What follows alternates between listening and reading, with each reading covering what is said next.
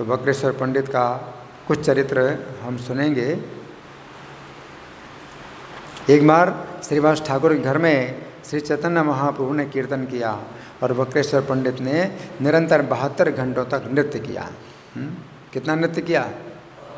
72 घंटे। कितने दिन? 3 दिन और 3 रात है। 3 दिन 3 रात लगातार नृत्य किया। उस समय चैतन्य महाप्रभु ने कहा, वक्रेश्वर मेरे पास तुम्हारे जैसा एक ही पंख है, यदि एक और होता तो निश्चित ही मैं गगन में उड़ सकता। एक पंख से पक्षी क्या करेगा? उड़ नहीं सकता। एक पंख से क्या करे? उड़ नहीं सकता। गायन और नर्तन में पारंगत वक्रेश्वर पंडित नवद्वीप संकीर्तन मंडलियों में सम्मिलित, प्रारंभ से ही सम्मिलित होते थे। गाने में भी और नृत्य दोनों में पारंगत। तो कोई गाने में पारंगत होता है, नृत्य में नहीं होता है। कोई नृत्य में पारंगत होता है, गाने में नहीं होता। इनके दोनों हैं, गाना और नृत्य दोनों में। श्रीवास अंगन के नाटकों और जगन्नाथपुरी में वार्षिक रथ यात्रा उत्सव में अपनी सेवा द्वारा सदैव चैतन्य महाप्रभु को प्रसन्न करते थे। नाटक में भी इनका जो है योगदान होता था। श्रीवास अंगन में जब नाटक होते थे उसमें भी योगदान होता था इनका, और जगन्नाथपुरी में वार्षिक रथ यात्रा में भी इनका योगदान होता था। वृंदावन दास ठाकुर ने कहा है, कलिकाल में शुद्ध जीवों को जागृत करने हेतु चैतन्य महाप्रभु कृष्ण भावनामृत वितरित करने के लिए अवतरित हुए। जब वे आए, मृदंग करताल का जो है घोष हुआ। प्रेम भाव में श्री गौरांग हरि बोल का निनाद करते थे। कृष्ण नाम लेने को कहते थे। अपनी स्वर्ण जैसी भुजाएं आकाश में उठा करके भगवान गौर हरि भावन माद में नृत्य करते थे। उस समय वक्रेश्वर पंडित भी और अन्य भक्त भी श्री चैतन्य के साथ में नृत्य किया करते थे। चैतन्य भागवत में ये वर्णन है। वक्रेश्वर पंडित के आशीर्वाद से देवानंद पंडित श्रीवास पंडित के प्रति किए अपने वैष्णव अपराध से मुक्त हो गए। 3 पंडितों की घटना है। एक पंडित ने दूसरे पंडित का अपराध किया और तीसरे पंडित की कृपा से वो अपराध से छूटे। तो किस पंडित ने अपराध किया था? किस पंडित का? देवानंद पंडित ने श्रीवास पंडित का अपराध किया था। और किस पंडित की कृपा से अपराध से वो छूटे? वक्रेश्वर पंडित के अपराध की कृपा से अपराध से छूटे। बड़ी प्रसिद्ध घटना है। तब श्री चैतन्य ने देवानंद पंडित को अपने निजी भक्त के रूप में स्वीकार कर लिया। जैसे श्रीवास पंडित उनके ही संगी हैं और वक्रेश्वर पंडित उनके संगी, उसी प्रकार देवानंद पंडित भी श्री चैतन्य के संगी हो गए हैं। जबकि अपराध के कारण वो क्या हो गए थे? श्री चैतन्य से दूर हो गए थे। लेकिन वक्रेश्वर पंडित की कृपा से देवानंद पंडित भी श्री चैतन्य के संगी बन गए। श्री चैतन्य ने इस घटना पर टिप्पणी करते हुए कहा, श्री कृष्ण ने वक्रेश्वर पंडित के हृदय में अपना घर बना लिया है। जब श्री कृष्ण उनके हृदय में नृत्य करते हैं तब वक्रेश्वर पंडित स्वयं ही नृत्य करते हैं। तो वक्रेश्वर पंडित का हृदय श्री कृष्ण का क्या है? घर है। तो जब कृष्ण अपने घर में नृत्य करते हैं तो घर भी नृत्य करता है ना। वक्रेश्वर पंडित घर हैं श्री चैतन्य के। जिस स्थान को वक्रेश्वर पंडित धन्य कर देते हैं वो स्थान सब तीर्थों से अधिक पवित्र तीर्थ बन जाता है। हरि बोल। भागवत में कहा गया, तीर्थी कुर्वन्ति तीर्थानि स्वांतस्थेन गदाभृता। अपने हृदय में स्थित श्री कृष्ण के द्वारा वे तीर्थों को भी तीर्थ करते हैं, तीर्थों को भी पवित्र करते हैं, है ना। वक्रेश्वर पंडित, परमानंदपुरी, स्वरूप दामोदर, गदाधर, जगदानंद पंडित, शंकर, रघुनाथ वैद्य, रघुनाथ दास जैसे महान भक्त श्री चैतन्य की नवद्वीप लीला के प्रारंभ से ही उनका संग कर रहे थे। उन्होंने नीलाचल धाम में भी महाप्रभु की सेवा की। तो ये कुछ ऐसे भक्त हैं जो नवद्वीप लीला में भी और जगन्नाथपुरी में भी जो है साथ में रहे हैं। तो ऐसे भक्तों में वक्रेश्वर पंडित भी एक है ना। कुछ भक्त ऐसे हैं जो नवद्वीप लीला में थे श्री चैतन्य के साथ, लेकिन जगन्नाथपुरी में वो नहीं रहे। और कुछ भक्त हैं जगन्नाथपुरी में श्री चैतन्य के साथ रहे, नवद्वीप लीला में नहीं रहे। इन कुछ ऐसे हैं जो नवद्वीप लीला में और जगन्नाथपुरी की लीला में साथ रहे। वक्रेश्वर पंडित ऐसे हैं। वक्रेश्वर पंडित ने जगन्नाथपुरी में काशी मिश्र भवन में गंभीरा के समीप श्री श्री राधा कांत के अर्चा विग्रह प्रतिष्ठापित किए। काशी मिश्र का भवन, हाँ, उसी में ही चैतन्य महाप्रभु रहते थे। गंभीरा, हाँ, जो एक कमरा है उसमें चैतन्य महाप्रभु रहते थे। काशी मिश्र का ही भवन है। तो उसी भवन में गंभीरा के समीप श्री राधाकांत की अर्चा विग्रह की स्थापना की इन्होंने। कवि कर्णपुर के कथनानुसार वक्रेश्वर पंडित अनिरुद्ध जी के अवतार हैं। किसके अवतार हैं? वक्रेश्वर पंडित किसके अवतार हैं? अनिरुद्ध जी के अवतार हैं। और गोपाल गुरु गोस्वामी के शिष्य ध्यानचंद्र कहते हैं कि वक्रेश्वर पंडित तुंग विद्या सखी के अवतार हैं, जो राधा रानी की अष्ट सखियों में से एक हैं और निपुण गायिका और नर्तकी हैं। तो ऐसा भी होता है कि एक शरीर में दो आत्माएं हों। तो तुंग विद्या सखी भी हैं इनके शरीर में और अनिरुद्ध भी हैं। तो ऐसा भी होता है। इनकी समाधि 64 समाधि पीठ में है। श्रील वक्रेश्वर पंडित तिरुभाव तिथि महामहोत्सव की।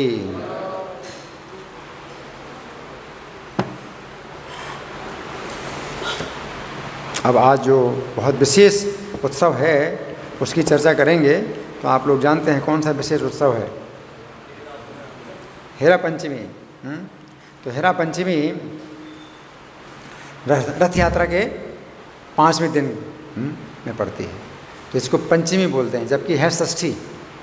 लेकिन पंचमी ये जो है तिथि नहीं है पंचमी, बल्कि पंचमी ये जो है 5वां दिन को पंचमी कहते हैं। रथ यात्रा के बाद 5वां दिन है ना, इसलिए हेरा पंचमी कहते हैं। तो चैतन्य चरितामृत के मध्य लीला का अध्याय 14, इसमें काफ़ी वर्णन आता है हेरा पंचमी का। तो जब चैतन्य महाप्रभु जगन्नाथ जी की रथ यात्रा के साथ गुंडीचा मंदिर में गए, तो गुंडीचा मंदिर में जगन्नाथ जी 8 दिन रहेंगे, 9वें दिन वापस जाएंगे। उल्टी रथ यात्रा होगी 9वें दिन। तो तब तक चैतन्य महाप्रभु कहाँ हैं? वहीं पर ठहरे हैं, गुंडीचा मंदिर में ठहरे हैं। जगन्नाथ जी के आनंद में वो भी भाग ले रहे हैं। चैतन्य महाप्रभु उनके संगी भाग ले रहे हैं।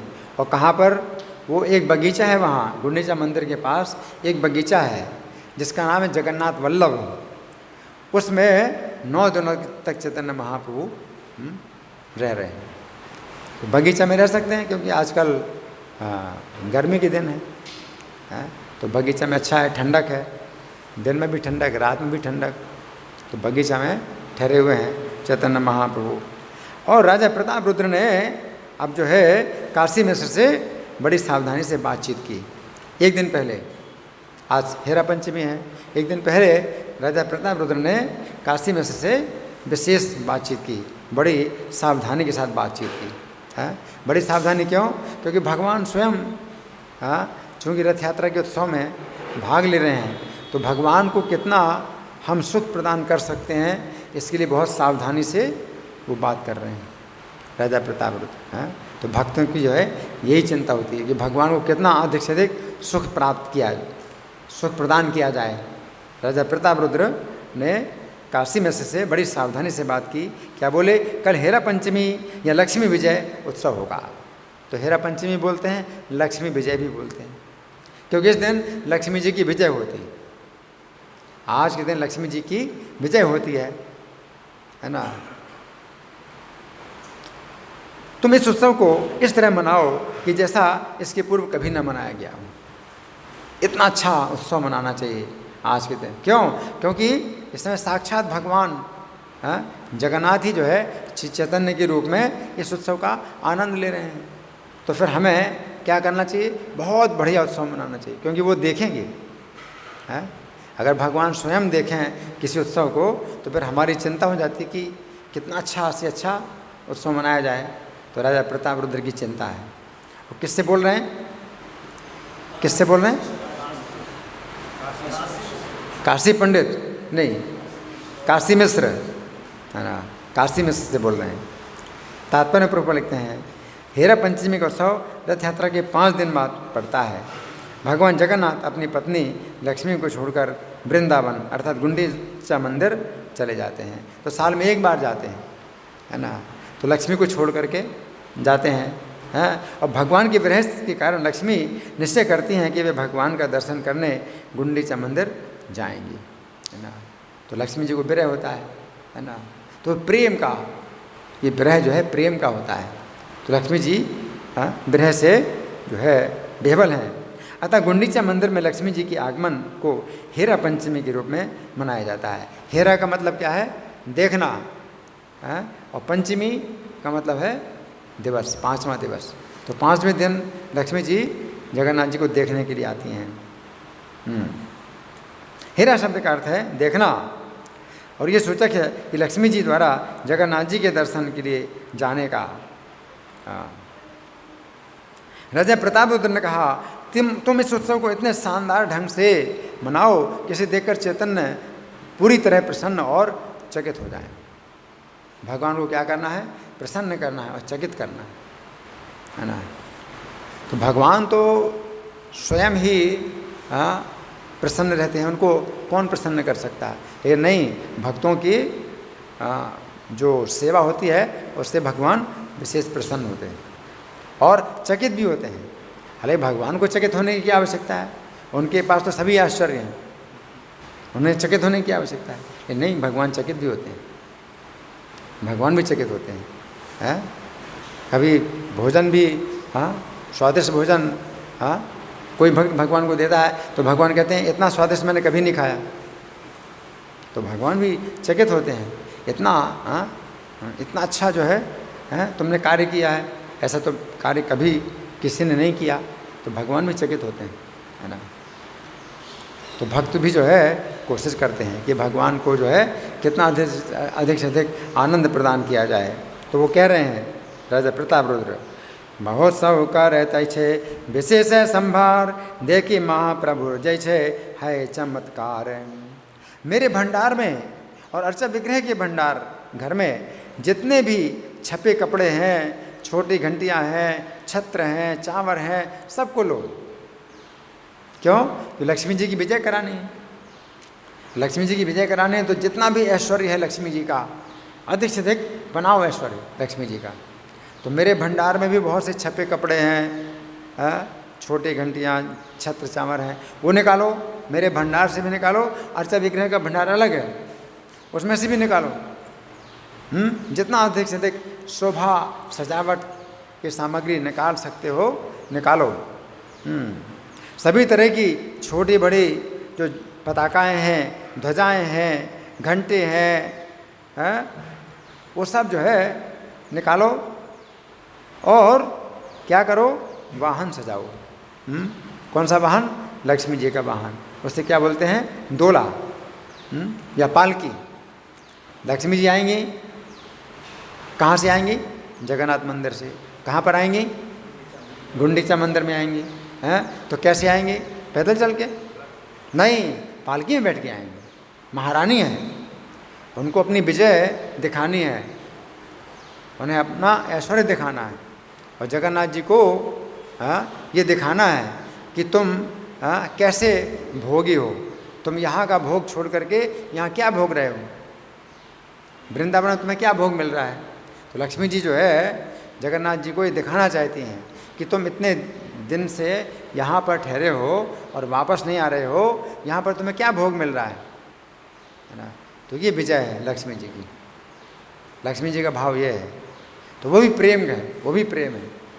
लक्ष्मी जी की जो विजय है वो भी प्रेम, उनके प्रेम की विजय है। तो उनकी समझ में ये आता है कि जगन्नाथ जी को वहाँ क्या सुख मिल रहा है। अब जगन्नाथ जी को जो सुख मिल रहा है वो तो जगन्नाथ जी जानते हैं। लक्ष्मी जी की अपनी दृष्टि से इनको यहाँ पर क्या सुख मिल रहा है जो वहाँ छोड़ करके यहाँ ठहरे हुए हैं और वापस नहीं आ रहे। एक दिन में वापस आ जाता, अगर जाना था एक दिन के लिए तो बोला था एक दिन में वापस आ जाएंगे, तो आ जाओ एक दिन वापस। यहाँ क्या मिल रहा है तुमको, यहाँ क्या कर रहे हो। तो लक्ष्मी जी का ये भाव है। तो लक्ष्मी जी डोले में चढ़ करके आएंगी। संगीत और नृत्य मंडलियों को भी उनके साथ करो। लक्ष्मी जी के साथ में संगीत होगा, नृत्य की मंडलियाँ होंगी हैं, और उनकी पालकी को बहुत बढ़िया सजाओ, बहुत बढ़िया सजाना है पालकी लक्ष्मी जी की, और प्रसाद की मात्रा को दोगुना करो। क्यों? लक्ष्मी जी की विजय है, तो प्रसाद की मात्रा को दोगुना करो कि रथ यात्रा के उत्सव से भी ज़्यादा करो प्रसाद, क्योंकि लक्ष्मी जी की विजय करानी है ना। उत्सव की व्यवस्था ऐसी हो श्री चैतन्य अपने भक्तों के समेत स्वच्छंदता पूर्वक बिना किसी कठिनाई के दर्शन कर पाएँ। उत्सव का दर्शन भी तो चैतन्य को होना चाहिए, तो ऐसा स्थान जो है श्री चैतन्य को प्रदान करना चाहिए जहाँ से बहुत सुविधापूर्वक इस उत्सव का दर्शन करेंगे। और श्री चैतन्य केवल नहीं, उनके संगी भी उसका दर्शन करेंगे। अब प्रातःकाल श्री चैतन्य अपने निजी संगियों को साथ लेकर भगवान जगन्नाथ का दर्शन करने सुंदराचल गए। सुंदराचल गुंडीचा मंदिर, तो गुंडीचा मंदिर में है जगन्नाथ जी। तो कहाँ से? जगन्नाथ वल्लभ जो बगीचा है वहाँ से श्री चैतन्य गए। पास में ही है, गुंडीचा मंदिर में गए हैं। जब श्री चैतन्य उनके निजी संगी हेरा पंचमी उत्सव देखने के लिए बड़ी उत्सुकता के साथ नीलाचल आए। अब वह कहाँ आए? लक्ष्मी जी चलेंगी यहाँ से, नीलाचल मतलब जगन्नाथ मंदिर। तो लक्ष्मी जी जगन्नाथ मंदिर चलेंगी, तो श्री चैतन्य अपने संगियों के साथ में जगन्नाथ जी के दर्शन करके कहाँ पर आए? इधर आए। कितना दूर है गुंडीचा मंदिर जगन्नाथ मंदिर से? 2.5 किलोमीटर, 3.5 किलोमीटर। तो 3.5 किलोमीटर चैतन्य महाप्रभु चल करके इधर आ गए जगन्नाथ जी। अब लक्ष्मी जी चल करके आएंगे तो उनका दर्शन करेंगे। काशी मिश्र ने बड़े आदर के साथ श्री चैतन्य का स्वागत किया और उनके संगियों को भी एक बहुत अच्छे स्थान में ले जा करके बिठाया, अच्छा स्थान दिया। बैठने के बाद श्री चैतन्य की इच्छा एक विशेष भक्ति रस के बारे में सुनने को हुई, अतः मन हंसते हुए स्वरूप दामोदर से पूछने लगे। अब जब तक लक्ष्मी जी नहीं निकलती हैं वहाँ से, तब तक के लिए श्री चैतन्य उसी विषय में प्रश्न कर रहे हैं। किससे प्रश्न कर रहे हैं? स्वरूप दामोदर से प्रश्न कर रहे हैं। हाँ, तो सुनिए स्वरूप दामोदर से क्या प्रश्न कर रहे हैं। यद्यपि जगन्नाथ भगवान द्वारका धाम में अपनी लीलाएं करते हैं और बड़ी उदार लीलाएं होती हैं, फिर भी वर्ष में एक बार वृंदावन देखने के लिए बहुत उत्कंठित हो जाते हैं। बड़ी उत्कंठा होती है कहाँ जाने की? वृंदावन। वृंदावन यानी गुंडीचा मंदिर जाने की बहुत उत्कंठा होती है। पड़ोस के बगीचों को दिखाते हुए श्री चैतन्य ने कहा, ये वृंदावन जैसे बगीचे हैं, ये बगीचे वृंदावन जैसे हैं। अतः जगन्नाथ जी ने फिर से देखने के लिए बहुत उत्सुक हैं। साल में एक बार उनकी बड़ी इच्छा होती है, कहाँ जाने की? वृंदावन जाने की। बाहर से दिखावा करते हैं कि रथ यात्रा में जा रहे हैं। बाहर से जगन्नाथ जी क्या दिखावा करते हैं? कि रथ यात्रा में जा रहे हैं। क्यों? 15 दिन तक बीमार रहे तो अब हवा खाने के लिए निकले हैं। तो रथ यात्रा का जो है, जो बाहर का जो बाहरी कारण है वो ये है कि कोई व्यक्ति जो है बीमारी से उठता है तो हवा खाने के लिए बाहर जाता है ना। तो हवा खाने के लिए तो दिखावा ये करते हैं कि हम हवा खाने के लिए जा रहे हैं। 15 दिन तक बीमार रहे, बिस्तर में पड़े रहे, दवाई चलती रही, तो अब हवा के लिए जो है निकले हैं। लेकिन आंतरिक कारण क्या है? आंतरिक कारण ये है कि उनकी जो है इच्छा है वृंदावन जाने की। तो वास्तव में वो जगन्नाथपुरी को छोड़ना चाहते हैं वहाँ जाने के लिए, वृंदावन जाने के लिए, है ना। भगवान रात दिन बगीचों में लीलाओं का आनंद लेते हैं, लेकिन लक्ष्मी जी को साथ में क्यों नहीं ले जाते? ये प्रश्न है। चैतन्य का जो है प्रश्न क्या है कि ठीक है, एक साल में एक बार जो है इच्छा हुई है, तो दिखावा तो ये कर रहे हैं कि वहाँ जा रहे हैं, तो उनको दिखावा क्यों करना पड़ रहा है? लक्ष्मी जी को साथ में ले जाएं। अब लक्ष्मी जी को साथ में नहीं ले जाना तो फिर दिखावा करना पड़ता है। लक्ष्मी जी को साथ में नहीं ले जाना है तो दिखावा करना पड़ता है। क्या दिखावा करना पड़ता है? कि मैं 15 दिन तक बीमार रहा तो थोड़ा हवा खाने के लिए जा रहा हूँ, तुम और कुछ मत समझो, है ना। तो लक्ष्मी जी को क्यों नहीं ले जाते? हाँ, अपने भाई और बहन को ले जा रहे हो, हैं, तो पत्नी को ले जाओ। तो पत्नी को नहीं ले जाना है, वो दिखावा करना है, हैं, दिखावा करते हैं। तो स्वरूप दामोदर ही इस उत्तर जानते हैं। हाँ, तो श्री चैतन्य तो सब जानते हैं, लेकिन हाँ मतलब दिखा रहे हैं कि हमें भी इसी प्रकार से चर्चा करनी चाहिए भक्तों के साथ और प्रश्न करना चाहिए, है ना। तो स्वरूप दामोदर ने जो है उत्तर दिया। स्वरूप दामोदर ने उत्तर दिया कि हे प्रभु, लक्ष्मी देवी को वृंदावन लीलाओं में प्रवेश नहीं कराया जा सकता। लक्ष्मी जी को वृंदावन की लीलाओं में प्रवेश नहीं कराया जा सकता। क्यों? वृंदावन की लीलाओं में गोपियाँ ही, गोपियों का अधिकार है। हाँ, और चूँकि लक्ष्मी जी अपने ऐश्वर्य को नहीं त्याग सकती, वो ऐश्वर्य की देवी हैं, संपत्ति की देवी हैं, तो वो गोपियों के भाव को नहीं स्वीकार कर सकती, इसलिए उनको यहाँ प्रवेश नहीं है, लक्ष्मी जी को प्रवेश नहीं है। और जब प्रवेश नहीं है तो फिर उनको बहाना बनाना पड़ता है। कैसे कहें कि तुम्हारा प्रवेश नहीं है, तो और झगड़ा होगा। लक्ष्मी जी से कहें कि तुम्हारा प्रवेश नहीं है तो झगड़ा होगा। तो झगड़े से बचने के लिए बहाना बनाना पड़ता है। क्या बहाना बनाना पड़ता है? कि हम जा रहे हैं, थोड़ा हवा खाने के लिए जा रहे हैं, लक्ष्मी जी को बताते हैं। वृंदावन लीलाओं में एकमात्र सहायिकाएँ गोपिकाएँ हैं। गोपियों के अतिरिक्त अन्य कोई कृष्ण का मन आकृष्ट नहीं कर सकता। वृंदावन का जैसा क्षेत्र है, तो वैसे ही स्त्रियां जो है गोपियाँ ही हैं जो कृष्ण को आकृष्ट करती हैं। तो महाप्रभु ने कहा, और फिर महाप्रभु ने प्रश्न किया कि कृष्ण रथ यात्रा के बहाने सुभद्रा बलदेव के साथ जाते हैं।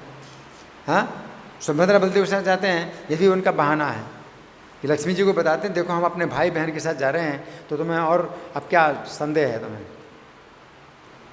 बलराम जी भाई बहन के साथ जा रहे हैं। उन बगीचों में गोपियों के साथ की सारी लीलाएं भगवान कृष्ण के अत्यंत गुह्य भाव हैं, उन्हें कोई नहीं जानता। चूँकि कृष्ण की लीलाओं में कोई दोष नहीं है, तो लक्ष्मी जी रुष्ट क्यों होती हैं? अब लक्ष्मी जी को क्यों रोष होता है, क्यों गुस्सा आता है? अगर भाई बहन के साथ गए हैं तो यहाँ पर कोई दोष का तो कोई आशंका ही नहीं है, लक्ष्मी जी फिर रुष्ट क्यों होती हैं? उन्हें क्यों गुस्सा आता है? तो स्वरूप दामोदर उत्तर दिया, प्रेम पीड़ित युवती का स्वभाव है, अपने प्रेमी से उपेक्षित होने पर तुरंत क्रुद्ध हो जाती है। उपेक्षा, हाँ। तो ये बात जैसे चल रही थी, उसी समय लक्ष्मी जी का जुलूस निकट आ गया। जैसे कथा के साथ ऐसी दृश्य होता है ना, तो हमारे साथ भी ऐसी कई बार घटनाएं होती हैं। जैसे प्रवचन चल रहा है गाड़ी में, उसी प्रकार का दृश्य होता है। तो यहाँ चैतन्य महाप्रभु साक्षात भगवान है। तो जब स्वरूप दामोदर ने कहा कि वो प्रेम पीड़ित युवती अपने पति से उपेक्षित होने पर तुरंत क्रुद्ध हो जाती है, उस समय लक्ष्मी जी निकली, उनका जुलूस निकला। तो लक्ष्मी जी का भाव क्या है? गुस्से में वो जो है जगन्नाथ जी के पास जा रहे हैं। उनका गुस्सा किस बात का है? वे सोने की पालकी में बैठी हैं, 4 आदमी सोने की पालकी को ढो रहे हैं, और पालकी तरह तरह की रत्नों से सजी हुई है। और पालकी के चारों ओर लोग छत्र, चांवर और ध्वजा, पताका और बहुत प्रकार के जो है बाजे हैं, और गीत चल रहा है, नृत्य चल रहा है। ये सब जो है लक्ष्मी जी के साथ चल रहा है ना। और दासियाँ जल के जो है कलश लिए हैं, जल से भरे हुए, चंवर हैं और व्यजन है, और दिव्य आभूषण धारण किए हैं, वस्त्र धारण किए हैं। दासियाँ भी जो है बड़ी जो है मतलब रानी की तरह हैं लक्ष्मी जी की दासियाँ। तो ये दिखा रहे हैं, लक्ष्मी जी दिखा रही हैं, गुस्सा अपना दिखा रहे हैं। हाँ, लक्ष्मी जी क्रुद्ध मुद्रा में मंदिर के मुख्य द्वार पर आ पहुँची। कौन सा मंदिर? नहीं, जगन्नाथ मंदिर नहीं, गुंडीचा मंदिर के मुख्य द्वार पर आ पहुँची। उनके साथ उनके अनेक सदस्य थे, असाधारण ऐश्वर्य का प्रदर्शन कर रहे हैं सब।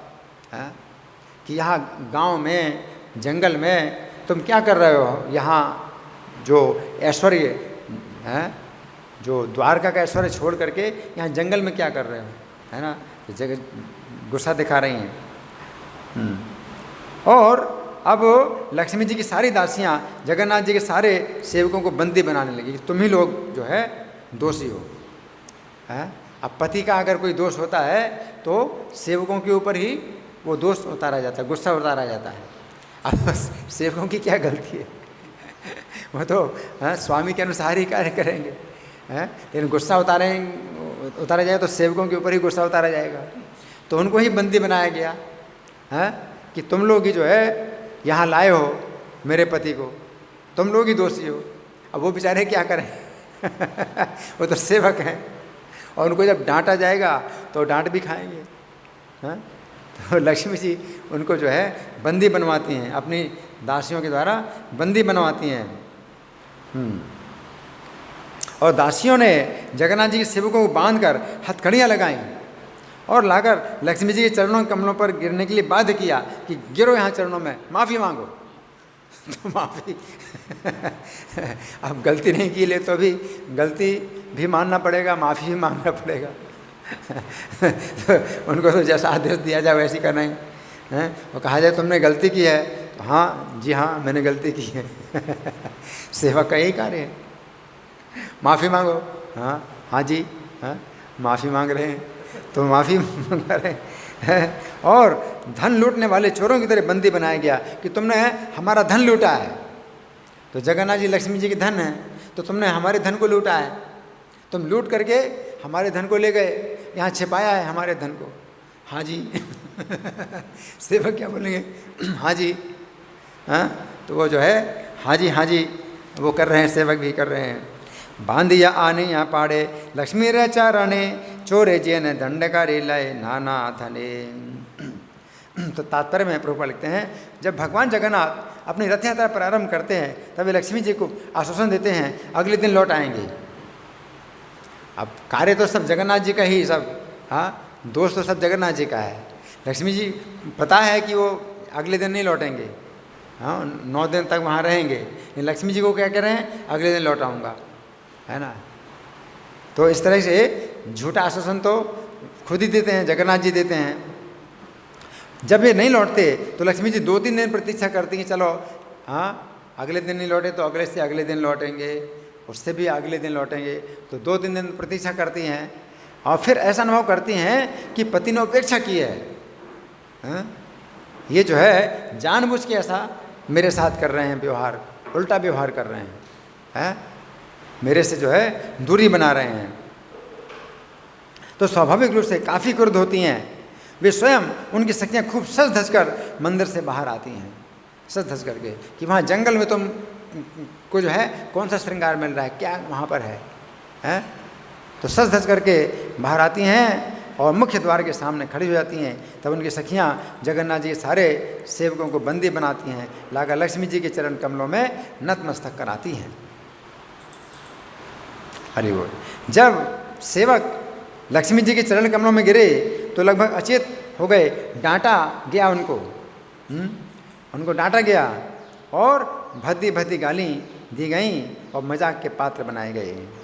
अचेतन वत्तारे करे न ताड़ने नाना मत गाली दे न भांडे बचने। जब महाप्रभु के संगियों ने लक्ष्मी जी की दासियों की ऐसी निर्णयता देखी, ये तो स्त्री का जो है कभी भी ऐसा कार्य नहीं होता। जो स्त्री है वो तो हमेशा अपने पति के अनुगत होती है, अनुकूल होती है।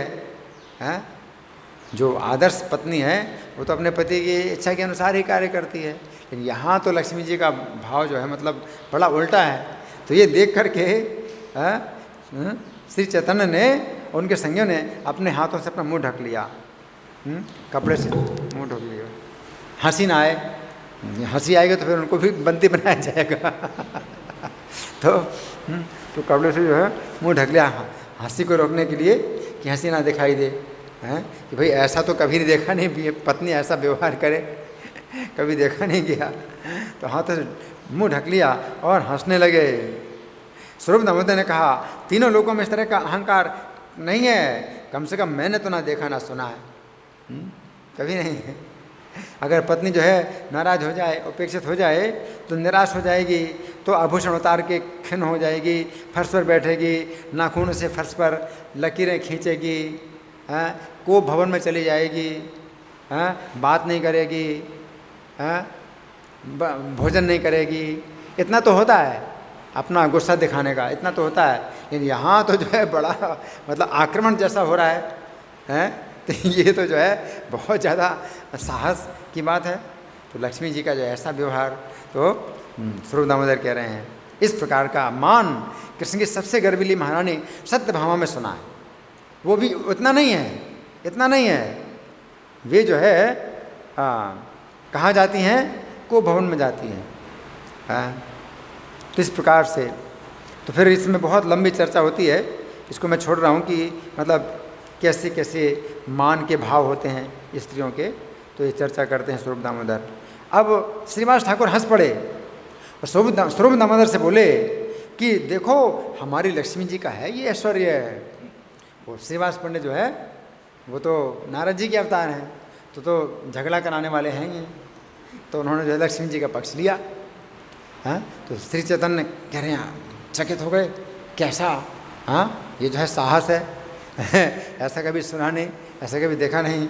स्वरूप दामोदर भी, सब संगी भी, ये कैसा साहस है। और श्रीनिवास पंडित ने तुरंत पक्ष लिया लक्ष्मी जी का। हाँ ये हमारी, हाँ लक्ष्मी जी हैं, ये तो हमारी लक्ष्मी जी हैं, क्या समझा है। तो श्रीनिवास पंडित बोले देखो मेरी लक्ष्मी जी ऐसी ऐश्वर्यवान है। श्रीनिवास हासी या का है सोने दामोदर हमारी लक्ष्मी हृदय के संपत्ति विस्तार है। जहाँ तक वृंदावन के ऐश्वर्य की बात है, तो श्रीनिवास जो है द्वारका के पक्ष में बोल रहे हैं, वृंदावन में क्या ऐश्वर्य है, हमारी लक्ष्मी जी जो कर रही हैं वो ठीक कर रही हैं, उनको आक्रमण करना ही चाहिए। ऐसा क्यों? क्योंकि वृंदावन में क्या है, वृंदावन में कुछ फूल हैं, टहनियाँ हैं और धातुएं हैं, रंगीन धातुएं पहाड़ों से निकलती हैं, रंगीन धातुएं हैं, मोर पंख मिल जाएगा श्रृंगार के लिए, और गुंजा मिल जाएंगे, गुंजा माला, गुंजा की माला पहन लो, मोर पंख लगा लो, और क्या मिलेगा वृंदावन में, क्या मिलेगा। तो श्रीनिवास पंडित ने जो है पक्ष लिया, लक्ष्मी जी का पक्ष लिया। हाँ, तो वृंदावन देखने का निश्चय करने पर जगन्नाथ वहाँ गए, तो उसे सुनकर लक्ष्मी जी को ईर्ष्या और बेचैनी का अनुभव होगा ही, क्यों नहीं होगा। श्रीनिवास पंडित लक्ष्मी जी के पक्ष में बोल रहे हैं, क्यों नहीं होगा, ठीक ही है, लक्ष्मी जी को होना ही चाहिए। क्यों? क्योंकि वहाँ पर क्या सुख है, हैं? अपना जो सुख भोगने वाला व्यक्ति है अपने सुख को नहीं समझ रहा है, तो वहाँ पर क्या सुख मिल रहा है ना। तो यहाँ पर प्रेम, दोनों पक्षों में प्रेम है ना।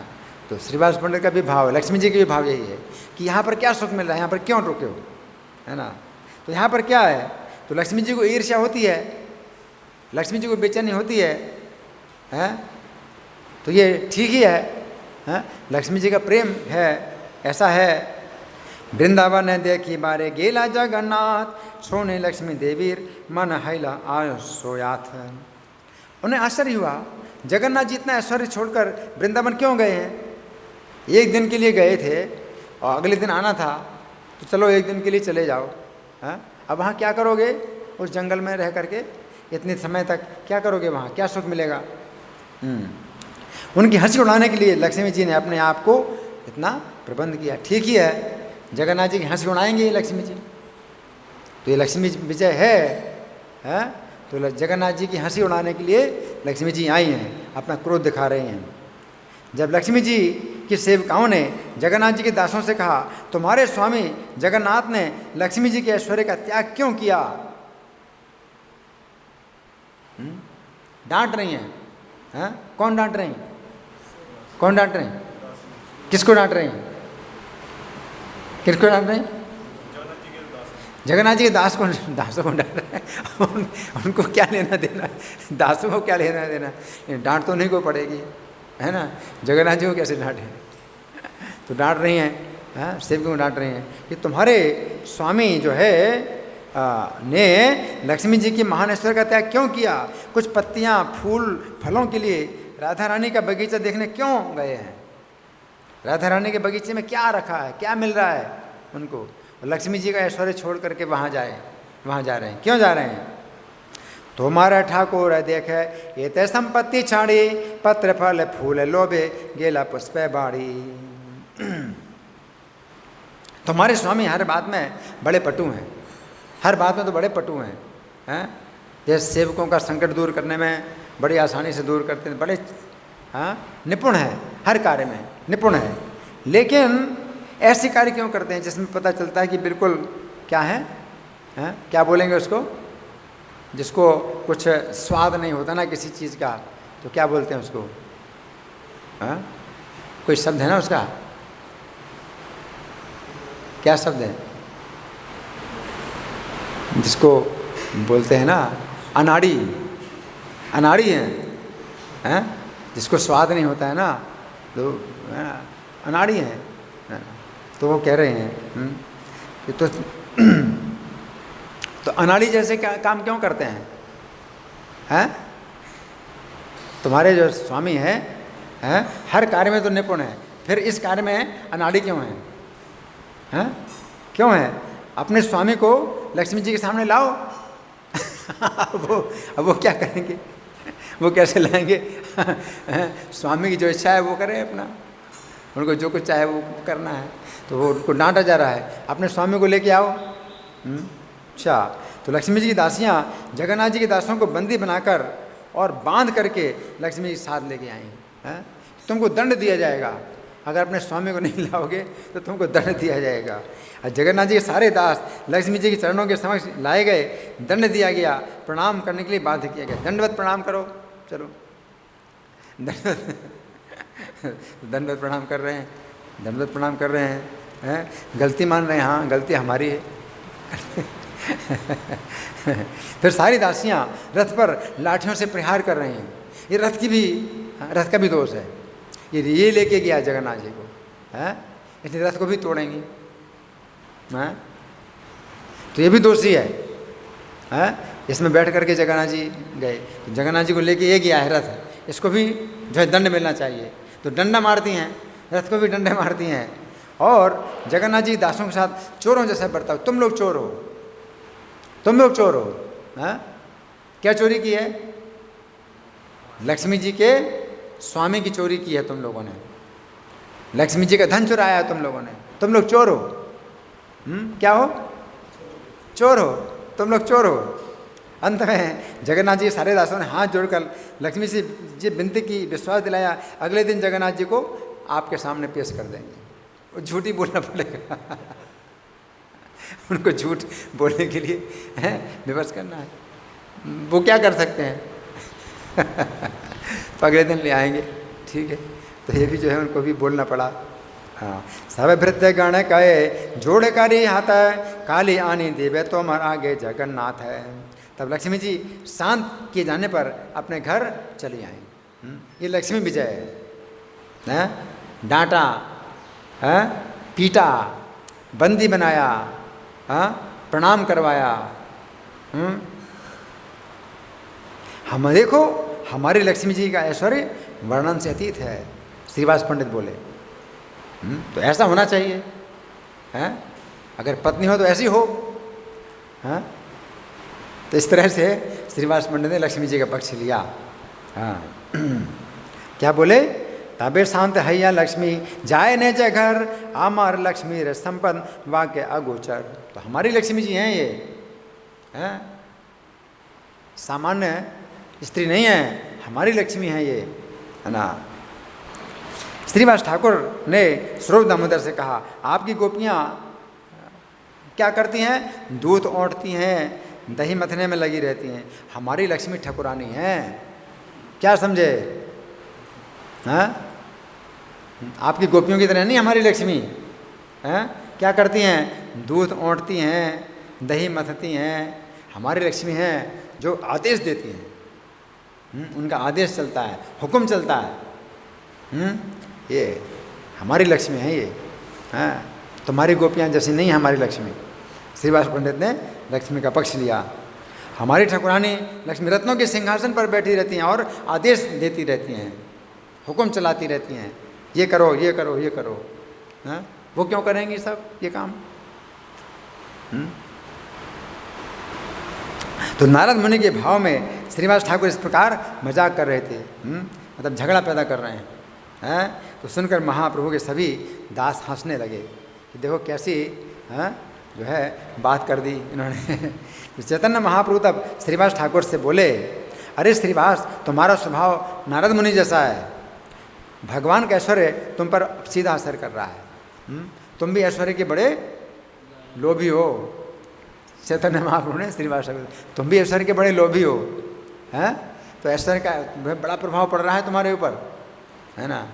तो चैतन्य महाप्रभु ने श्रीवास ठाकुर को कहा, स्वरूप दामोदर वृंदावन का शुद्ध भक्त है, तो ये तुम्हारे ऐश्वर्य का असर इसके ऊपर नहीं पड़ेगा, स्वरूप दामोदर के ऊपर। वृंदावन का शुद्ध भक्त है। हाँ, तो स्वरूप दामोदर को तो पता नहीं ऐश्वर्य क्या होता है, शुद्ध भक्ति में डूबा रहता है। चैतन्य महाप्रभु बोले, इहो दामोदर स्वरूप शुद्ध ब्रजवासी, ऐश्वर्य न जाने एहो शुद्ध प्रेमे भासी। तो आज के दिन ये सब घटनाएं हुई, बातें हुई, ये चर्चाएं हुई। तब स्वरूप दामोदर ने उलट कर कहा, स्वरूप दामोदर चुप नहीं रहे, उन्होंने उलट करके कहा, क्या अरे श्रीवास, तुम मेरी बात ध्यान से सुनो, तुम वृंदावन के दिव्य ऐश्वर्य को भूल गए कि वृंदावन का कैसा ऐश्वर्य है। अब श्रीवास को जो है उल्टा जवाब दिया, हाँ नहीं नहीं, वृंदावन क्या जंगल है, उसका ऐश्वर्य कैसा है, सुनो वृंदावन में कैसा ऐश्वर्य है। कौन कह रहे हैं? स्वरूप दामोदर कह रहे हैं, वृंदावन का प्राकृतिक ऐश्वर्य समुद्र के समान, ऐश्वर्य का समुद्र है वृंदावन। नाम तो है वृंदावन वन, लेकिन वो ऐश्वर्य का सागर है, ऐश्वर्य का समुद्र है। द्वारका वैकुंठ का ऐश्वर्य उसकी एक बूंद भी नहीं। समुद्र में जैसे बूंद हो, हाँ, समुद्र की बूंद भी नहीं है। वृंदावन के ऐश्वर्य के सामने द्वारका और वैकुंठ का ऐश्वर्य बूंद भी नहीं है। समुद्र में बूंद, समुद्र के सामने बूंद क्या है? कुछ नहीं, वो तो बूंद भी नहीं है। क्या? वैकुंठ का द्वारका का ऐश्वर्य मिला करके भी वृंदावन के ऐश्वर्य रूपी समुद्र के सामने वो बूंद भी नहीं है। कितना अभी बात को जो है बिल्कुल दूसरी बात बता दी। श्री कृष्ण समस्त ऐश्वर्य के स्वामी पूर्ण पुरुषोत्तम भगवान है, उनका पूर्ण ऐश्वर्य केवल वृंदावन धाम में ही प्रकट होता है। तो बिल्कुल अलग बात बोलती, उनका पूरा ऐश्वर्य तो वृंदावन में ही प्रकट होता है, ना द्वारका में प्रकट होता है, ना वैकुंठ में प्रकट होता है। और पूर्ण पुरुषोत्तम परम पुरुषोत्तम स्वयं भगवान कृष्ण चा धनिता वृंदावन धाम। वृंदावन धाम दिव्य चिंतामणि से बना हुआ है। क्या समझो है? अरे बोल, या कई लोग सो रहे हैं, नींद, आंखें बंद हो रही हैं, ठीक से रेस्ट नहीं किया। अरे बोल, सवेरा हो गया, मंगल आरती। खड़े हो जाओ, नींद आ रही तो खड़े हो जाओ। आंखें बंद हो रही हैं तो अच्छा नहीं है। आंखें बंद करना ये तरीका नहीं सुनने का, है ना। और सुनाने वाले को कैसा लगेगा? मैं भी ऐसे करूं? पूरा क्लास जो है ऐसे ही सब लोग सोने का ही क्लास हो जाएगा, सब लोग सोएंगे पूरे क्लास में। मैं भी सोऊं, आप लोग भी सो बैठे, पूरा समय जो है ऐसे ही गुजार दें। हैं? खड़े हो जाओ, नींद आ रही तो। मैं क्या बता रहा हूँ? हाँ, वृंदावन धाम दिव्य चिंतामणियों से बना है। हाँ, वो लगता है हाँ कि मिट्टी है, लेकिन वो भी जो है दिव्य चिंतामणि है। इसकी पूरी भूमि रत्नों की खान है। चिंतामणि का प्रयोग वृंदावन के दासियों के चरण कमलों को अलंकृत करने के लिए किया जाता है। वृंदावन की जो दासियां हैं उनके पैरों में चिंतामणि के आभूषण होते हैं। एक चिंतामणि कैसी होती है? अगर आपके पास चिंतामणि आ जाए तो आपकी जो भी चिंता हो वही पूरी हो जाएगी, जो इच्छा हो वही पूरी करें। और वृंदावन की दासियों के पैरों में आभूषण होते हैं चिंतामणि के। हैं? वृंदावन के जो वृक्ष हैं सब कल्प वृक्ष हैं। कहते हो कि वृंदावन के वृक्ष हैं, वहाँ क्या सुख मिल रहा है? वो क्या है? सब कल्प वृक्ष हैं। जो इच्छा करो, आसन, शैया, महल, सब कुछ देंगे। वृंदावन के जो वृक्ष हैं कल्प वृक्ष हैं। प्रत्येक वृक्ष कल्प वृक्ष है। और कल्प लताएं हैं, जो लताएं वो भी कल्प लताएं हैं। हाँ, वृंदावन के निवासियों को इन कल्प वृक्षों के फल फूल के अतिरिक्त किसी वस्तु की इच्छा नहीं होती। वो वृंदावन वासी जो है फल फूलों के अलावा कुछ नहीं चाहते हैं, वो अलग बात है। अगर वो चाहें तो सैया, आसन, महल, रत्न, क्या क्या सब कुछ उनको प्राप्त हो जाए, लेकिन वो चाहते नहीं। तो आप क्या समझा है कि वो मतलब निर्धन है? तो क्या समझा है कि निर्धन है वो है? अगर वो फल और फूलों के अलावा कुछ नहीं चाहते तो इसका ये मतलब नहीं है कि निर्धन है। और वृंदावन में जितनी गौएं हैं कामधेनु गौएं हैं, और वो भी कितनी है? अनंत संख्या में है, कोई अंत नहीं है। एक एक गाय कामधेनु, कामधेनु गाय, वो भी सब इच्छाएं पूरी करेगी। आप दूध ही पाना चाहें तो दूध ही, तो वो लोग दूध ही लेते हैं कामधेनु से, तो दूध लो, नहीं तो जो कुछ चाहो कामधेनु से भी मिल जाएगा, हर चीज़ मिल जाएगी कामधेनु से। और कितनी गौएं हैं? कामधेनु अनंत है।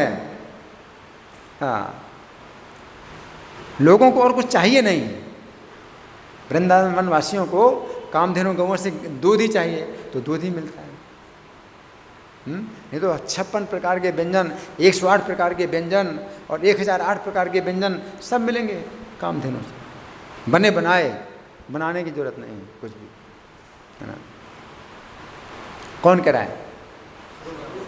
स्वरूप दामोदर कह रहे हैं।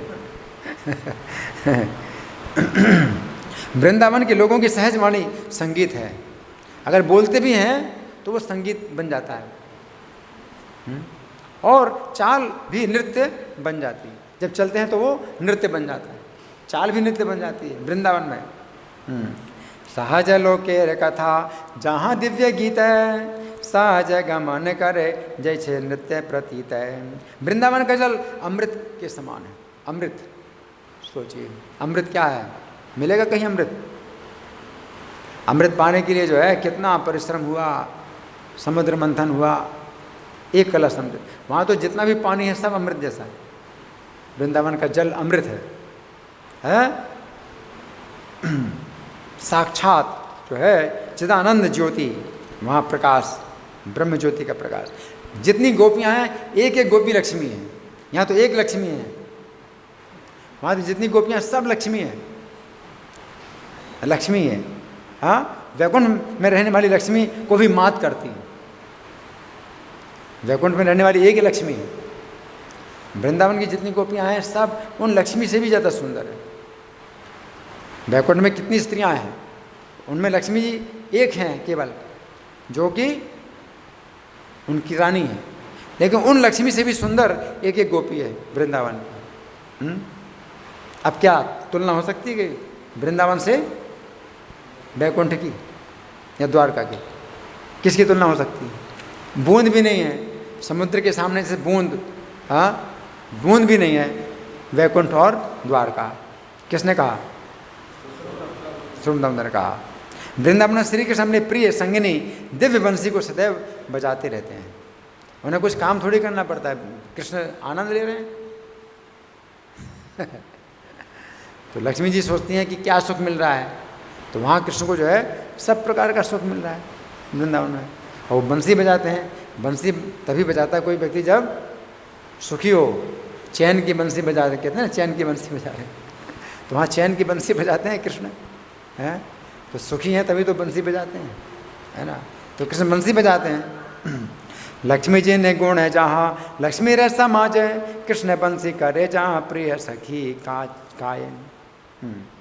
वृंदावन की ललनाएँ गोपियाँ सर्वोपरि लक्ष्मियाँ हैं। पूर्ण पुरुषोत्तम भगवान कृष्ण ही वृंदावन में भोगता है। अकेले वही भोगने वाले, वृंदावन में अकेले वही पुरुष है, भोगता वही है अकेले। वहाँ के सारे वृक्ष कल्पतरु हैं, भूमि दिव्य चिंतामणि की बनी हुई है, जल अमृत है और वार्तालाप संगीत है, चलना फिरना नृत्य है। यहाँ तो लक्ष्मी जी के साथ में नर्तन करने वाले बुलाए गए हैं। वहाँ तो हर व्यक्ति चलता है तो वो नृत्य बन जाता है, हर व्यक्ति बोलता है तो गीत बन जाता है। यहाँ तो गवैये बुलाए, गाने के लिए बुलाए, वहाँ तो प्रत्येक बात गीत बन जाती है। सर्वत्र दिव्य आनंद का अनुभव किया जाता है। वृंदावन धाम ही एकमात्र आस्वाद्य धाम है। क्या है? परम अपि तदा आस्वाद्यम अपि च। परम आस्वाद नहीं तो वृंदावन है। तो स्वरूप दामोदर का क्या कहना है कि जगन्नाथ जी जो सुख पा रहे हैं वृंदावन में, वो सुख उनको कहाँ मिलेगा, वो सुख कहाँ मिलेगा? हाँ, तो स्वरूप दामोदर ने बात को एकदम क्या कर दिया, पलट दिया। श्रीवास ठाकुर की बात को बिल्कुल पलट दिया। ब्रजभूमि की ललनाओं के पायल नूपुर चिंतामणि की बनी हुई, चिंतामणि की पायल बनी हुई है। यहाँ के वृक्ष कल्पतरु हैं, फूलों से गोपियाँ अपने को सजाती हैं, कामधेनु गौवें हैं, असीम दूध देती हैं। वृंदावन की संपत्ति, वृंदावन का वैभव बड़े आनंद से प्रदर्शित होता है। सिंधु रहो विभूति। श्रीवास ठाकुर तो प्रेम से भूत होकर नाचने लगे। अब श्रीवास ठाकुर नाचने लगे, क्यों? हार गए तो नाचने लगे, तो हारने में आनंद है। वो नहीं कि तुमने हरा दिया मुझे तो अब मैं भी देखूंगा तुमको, तुमने मुझे हराया, ऐसा नहीं है। श्रीवास ठाकुर हार गए तो प्रेम से नाचने लगे, है ना। तो ये आनंद है ना, प्रेम में नाचने लगे, अपने कांख में हथेली मारकर आवाज़ निकालने लगे और जोर जोर से हंसने लगे। ये करना भी जो है उसका है आनंद का चिन्ह है, आनंद का संकेत है। कांख में जो है हथेली लगा करके कांख बजाना, है ना। बगल बजाते हैं ना, बगल बजाएं। अंततः लक्ष्मी जी अपने घर लौट गईं और श्री चैतन्य महाप्रभु नृत्य कर रहे हैं और तीसरा पहर हो गया। हाँ, अभी नृत्य कर रहे हैं, तीसरा पहर हो गया। काफ़ी गाने के बाद चारों संकीर्तन टोलियाँ थक गईं, लेकिन महाप्रभु का प्रेमावेश बढ़कर दोगुना हो गया। अब कितना चैतन्य महाप्रभु का प्रेमावेश है। राधा रानी के प्रेम में डूबकर नाचते हुए श्री चैतन्य उन्हीं के रूप में दिखाई देने लगे। नित्यानंद जो दूर से स्वरूप को देख रहे थे, उनकी स्तुति करने लगे। अब नित्यानंद नहीं आ सकते पास में, क्यों? श्री चैतन्य राधा रानी के भाव में है, तो नित्यानंद तो बलराम जी हैं, बड़े भाई हैं, तो वो जो है उसमें भाग नहीं ले सकते हैं, दूर से ही प्रणाम कर रहे हैं नित्यानंद प्रभु। और चैतन्य महाप्रभु के भावावेश को देखकर नित्यानंद निकट नहीं गए, दूर ही रहे। अब उनके नृत्य को कौन रोके? नित्यानंद प्रभु ही कंट्रोल कर सकते हैं ना, चैतन्य महाप्रभु। तो अब नित्यानंद प्रभु दूर हैं, अब चैतन्य महाप्रभु कौन रोके? और सब तो थक गए हैं। केवल नित्यानंद ऐसे हैं जो महाप्रभु को पकड़ सकते थे, किंतु महाप्रभु का आवेश रोकने का नाम नहीं ले रहा है। उस समय कीर्तन भी अब चालू नहीं रखा जा सकता। कितना कीर्तन करेंगे, कितना कीर्तन करेंगे? और श्री चैतन्य नृत्य आवेश में नृत्य करते जा रहे हैं, नृत्य करते जा रहे हैं। हाँ, अब बड़ी समस्या पैदा हो गई। क्या समस्या हुई है? नृत्य चलता रहा है, कितनी देर से? तीसरा पहर हो गया। प्रथम प्रहर, दूसरा प्रहर और तीसरा प्रहर है। प्रथम प्रहर प्रातःकाल 5:46 से 8:10 तक है प्रथम प्रहर। फिर पूर्वाह्न काल, नहीं तो प्रथम प्रहर वो पूर्वाह्न काल को माना जाएगा, 8:10 से 10:34 तक ये प्रथम प्रहर हुआ। फिर 10:34 से 3:22 तक ये दूसरा प्रहर, मध्याह्न प्रहर। और तीसरा प्रहर 3:22 से 5:46 तक, तो तीसरा प्रहर आ गया। कितनी घंटे हो गए हैं? 2 घंटा 24 मिनट वो हो गया, 4 घंटा 48 मिनट और हो गया, और तीसरा पहर और उससे भी ज़्यादा हो गया है। अब कितना गाएं? और नित्यानंद प्रभु हैं तो पकड़ लेंगे चैतन्य महाप्रभु को, है ना, लेकिन वो नहीं पकड़ पा रहे। वो चैतन्य महाप्रभु के पास नहीं आ रहे। क्यों नहीं आ रहे हैं? राधा रानी के भाव में है तो नित्यानंद प्रभु उसमें भाग नहीं लेते। अब कौन रोके इनको? और कीर्तन करना भी बड़ा मुश्किल हो गया। क्या किया जाए?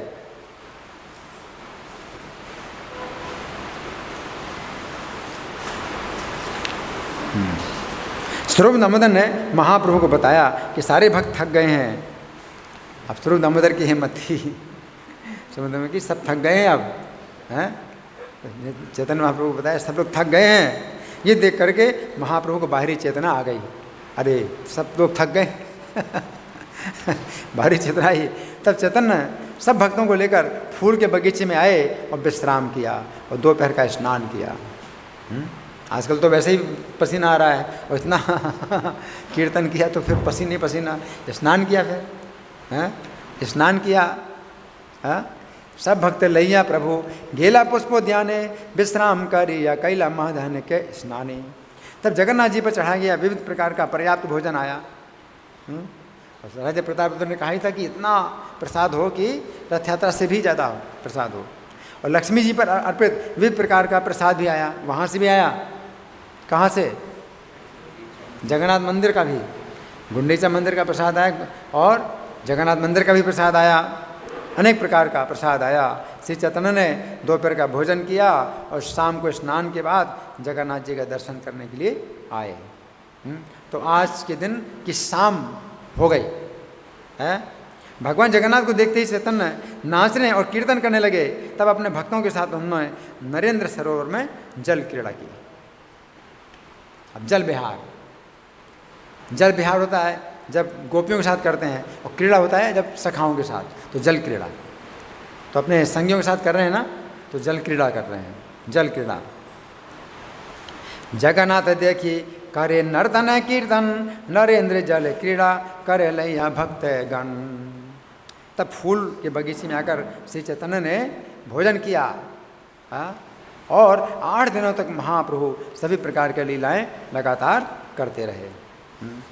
तो ये जो है आज के दिन की जितनी कथा है उसमें काफ़ी बातें मैंने छोड़ दी हैं, क्योंकि वो फिर नायिका का भाव वो बड़ा जो है गुप्त है, बहुत ऊंची धरातल का है, जिसमें हमने मतलब चर्चा नहीं की है। तो आज की जो घटना है उसका वर्णन हुआ। अब आप लोगों की ओर से कोई प्रश्न है? अभी हमारे पास समय नहीं है, जाना है, फिर भी 1-2 प्रश्न कोई हो या मैं प्रश्न करूं? मैं प्रश्न करूं? ठीक है, मैं प्रश्न कर रहा हूं। तो चैतन्य महाप्रभु ने क्या प्रश्न किया? स्वरूप दामोदर से एक प्रश्न किया था चैतन्य महाप्रभु ने। क्या प्रश्न किया था? कौन बताएगा?